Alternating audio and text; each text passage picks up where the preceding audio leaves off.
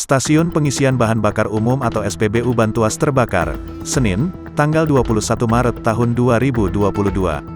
Pukul 9.45 waktu Indonesia Tengah. Dari video yang beredar, nampak api dengan cepat menyambar area SPBU yang berada di Jalan Raya Bantuas, Kelurahan Bantuas, Kecamatan Palaran tersebut.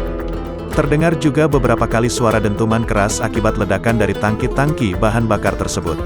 Para karyawan pun berupaya menangani api dengan alat pemadam api ringan, APAR, namun nampaknya tidak berhasil hingga pemadam kebakaran setempat tiba di lokasi. Saat Tribun Kaltim.co tiba, api sudah berhasil dipadamkan. Nampak sebuah mobil pickup dan 2 buah sepeda motor habis terbakar. SPBU ini memiliki 3 tangki yang terdiri dari dispenser Pertalite, Pertamax dan Dexlite. Hingga berita ini diturunkan, nampak unit Inafis Satreskrim Polresta Samarinda tengah melakukan olah TKP didampingi jajaran Polsek Palaran dan Babinsa. Kami masih mencari tahu penyebab kebakaran SPBU ini.